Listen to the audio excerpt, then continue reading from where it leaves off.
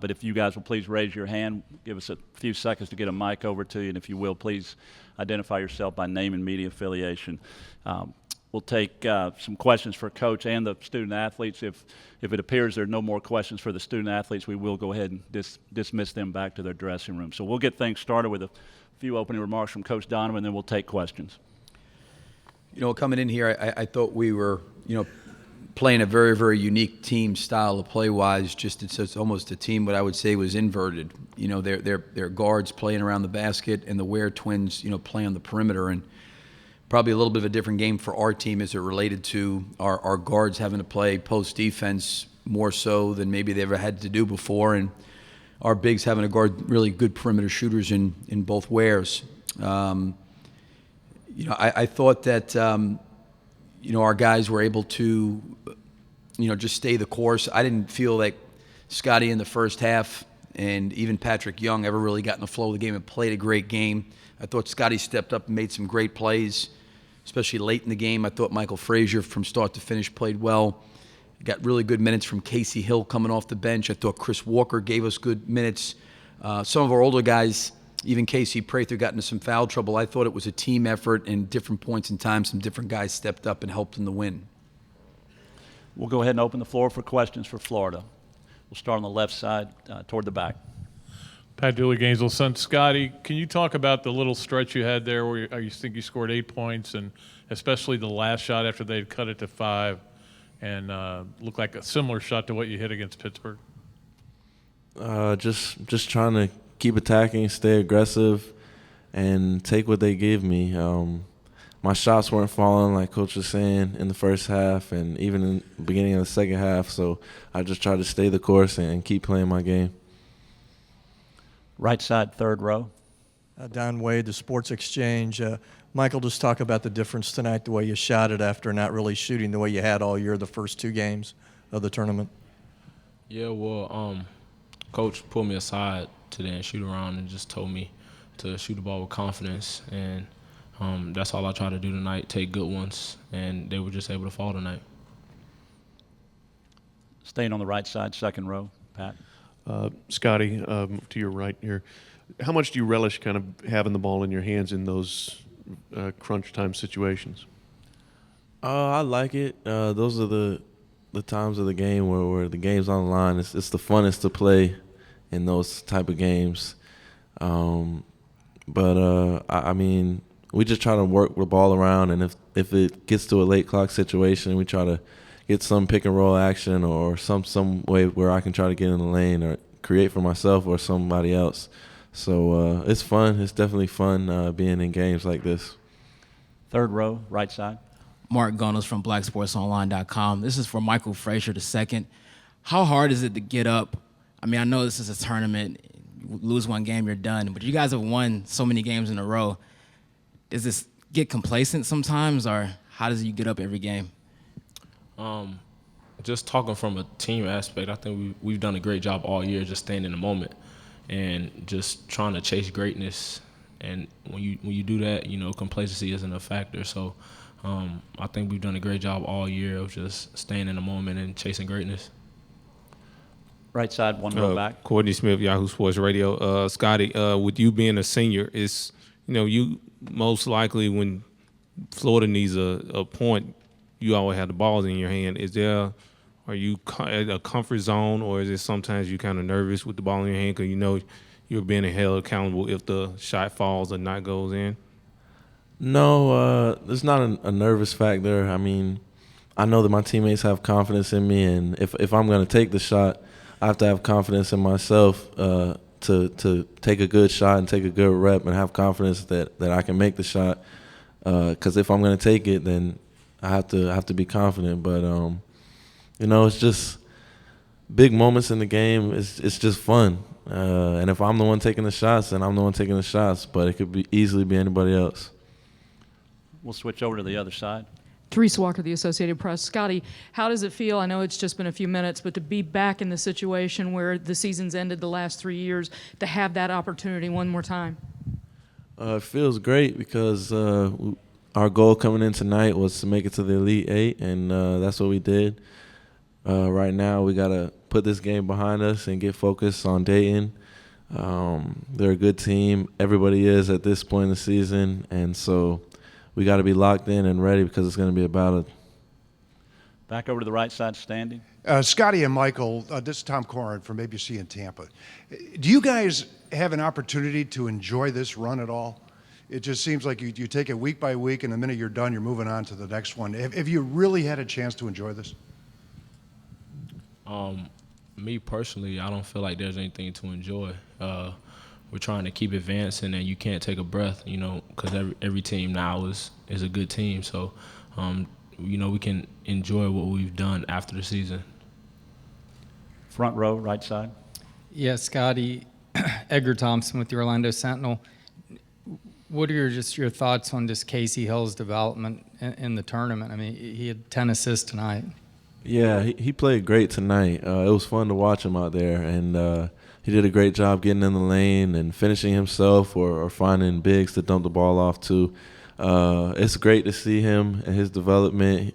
He's always been able to do that. He does it in practice all the time, and it's great to see him translating that to the game. Just both you guys, just UCLA, it felt like you guys kind of were pulling ahead, and then they kept reeling you back in. I mean, what was kind of the flow of the game to you guys? Well, we knew it wasn't going to be easy. They're capable of going on runs just like we are, and I think there was runs by both teams in the game, and we knew it wasn't going to be easy. So we just tried to stay the course, weather their runs, and get good possessions every time down. You want Michael? Michael? Yeah, what Scotty said, we knew it was going to be a grind coming in, and we just had to, stay to the process the whole entire game, no matter what happened. No matter if they made a run or we made a run, we had to stay locked in on every possession, and I think we did a good job of that. Left side, fifth row. Scotty, your parents, I don't think were at the last two Sweet 16s because they were so far away, and I think they were here tonight. Is that correct? Mm-hmm. And what was it like to have them get to see you finally play a Sweet 16 game? I don't know. I mean, I'm glad they were here. They got to see it. I was especially glad for my little brother. He was here, and he hadn't got to see a tournament game this season, so I was happy for him. Right side, fifth row. This is for Scotty, Landon Watnick, Independent Florida Alligator. Just take me through what was going through your head during your hook shot over Travis Ware that lifted the score to 7 with 2 minutes remaining. Just what was going through your head?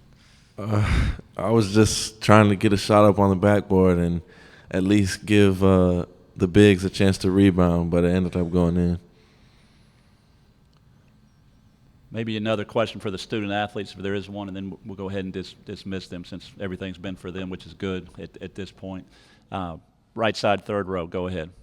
This is for Scotty. You're a senior this year. In the past 3 years, you guys have lost in the Elite Eight. Does that kind of haunt you guys as it's coming up, like you have to get that over that hump?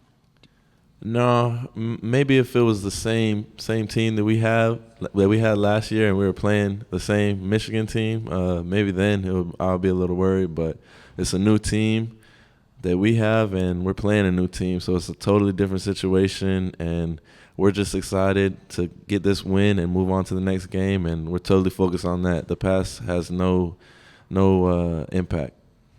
Okay, Michael, Scotty, you guys are welcome to head back to your locker room if you'd like. Thank you. We'll go ahead and take some questions for Coach Donovan.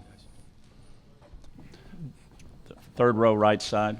John Martin, Commercial Appeal. How much of an advantage does it give you to have two guys like Casey and Scotty who you can play at the same time, who can handle the ball like they do? Yeah, I think the one thing that's really great is Scotty has been tremendous for Casey's development. And, Scotty, for the most part, when Casey's off the floor, the ball's in his hands. It takes a pretty mature player to say, I'm going to slide off the ball and I'm going to give the ball to a freshman. And Scotty's been great for Casey. And I think you even hear him say today that he was really happy for him. Scotty's invested a lot of time with Casey, just trying to help him. And I think Scotty's fine. He wants to win. He's going to do whatever he can do to win. He'll play any role he's got to play. But he could very easily say to me, hey, Coach, move Casey to the 2. I put the ball in my hands. I'm a senior. He never does that. And he knows that for our team to be better, those two guys playing together was going to be important. Now, the hard part for us was to start the season because of Scotty's suspension. Those guys didn't play a lot, probably to the end of December, beginning of January, and then Casey had a high ankle sprain. So Scotty has been great for Casey, and I really appreciate as a coach, I've never had a battle or deal with any jealousies or anything inside of who wants the ball in their hands. Scotty's been great with that. Left side, back to the fifth row. Billy, I know sometimes you like in a late ball situation just to get the ball up on the rim, like Scotty was saying. When he lets that go, are you thinking somebody get that rebound? Well, actually, when he shot it, I initially thought he had no chance of going in. But then the way it kind of went up towards the backboard looked pretty soft. I thought it would have a chance. He got kind of put into a difficult situation. Ware did a good job on him because the play, maybe a couple plays before that, we put 4 guys on the baseline when Ware got switched on Scotty and he drove around him and got a layup. That possession, I thought he did a really nice job. Ware did of kind of keeping him in front, not fouling him, staying down. And Ware really did his job. I mean, Scotty made a very difficult shot, and Ware did a good job of making him take a tough shot. Back to the right side, toward fifth row. Go ahead. It should be on. That always happens to him. Sorry, Billy. Chris Harry, Gator Zone. Yeah, you guys had 22 assists. They had 12. They're number 5 assist team in the country. Just can you speak to the ball movement tonight? Yeah, I thought we moved the ball well, got it down the lane, against their defense. They do a good job positionally, trying to shut off the lane. I think when you can get the ball down and against the teeth, their defense, or any defense for that matter, it's helpful. I thought the biggest thing for us was, I thought UCLA did a really, really nice job moving the ball in the second half, but in the first half, they only had 3 assists. I mean, we really did a nice job. I think they had 3 assists and 7 turnovers. And as you mentioned, for a team that's as good of a passing team and as unselfish as they are, I don't know if it was our defense or maybe they didn't have the ball movement they wanted, but that was a factor in the first half, us having a 6-point lead. Right side, second row. Hey, Billy. Pat Forty from Yahoo Sports here. Can you characterize Wilbekin's development as a crunch time player who you can really rely on? I think certain guys, just for whatever reason, feel comfortable in those situations. I think he's one of those guys. There are certain guys that, they ego-wise want to take the last shot, and they don't take the right shot. They may not understand what's available.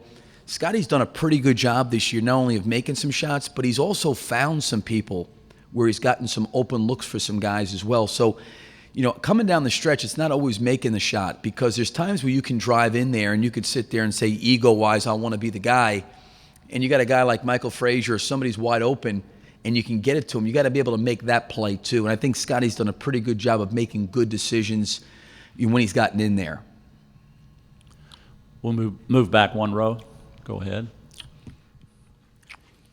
In the era of one and done, how valuable do you think it is that you have a senior-led group? Yeah, I mean, I think it definitely helps. But, everybody, I think everybody's path in college is really different. Patrick Young, for instance, has had the opportunity to leave 3 separate times, and he's elected to come back to school. That was really a decision by him and his family of what he wanted and what he felt was best. So a lot of times you don't know how long guys are going to be there. Certainly for our 4 seniors coming in together and going through this together, there's a lot of different experiences they've gained through that process. And I think for them, they've learned a lot and they've grown a lot, both as players and as people, maturity-wise. They're totally different today than they were 3-4 years ago. And I think, at least in our program, with the amount of time that we spend with them individually in player development, if a guy does stay here for a long period of time, he's going to get better, I believe, and he's going to improve, and he's going to get a chance to reach his potential. And I don't think there's maybe more of a bigger example of that of Scotty and, even Prather. Prather was a 3.5-point scorer, and he kind of really has emerged because I think of some of his past experiences. We have time for maybe one more question for Coach Donovan, if there is one. If not, thank you. I got a couple of guys over there, I guess. Oh, didn't see the gentleman over here. This will be our last question for Coach. This was a game where Chris Walker had to grow up a little bit. Could you just talk about him and the role on the bench and having guys kind of step up with other guys in foul trouble? Yeah, I thought, I thought Chris really gave us good quality minutes besides the runner from the free throw line in the second half, I mean, outside of that one, he actually did a pretty good job in there. He was active. He blocked a shot. He got a couple of offensive putbacks. He did a real nice job. Casey found him late. He's getting better, and he's growing. It was really a game where I never felt Patrick was ever in the flow of the game at all, and I thought Prather's fouls probably hurt him a little bit. So Chris coming off the bench gave us some good quality minutes, although they weren't a lot. I thought they were important minutes. Thank you, Coach. Thank you. We do have a game time set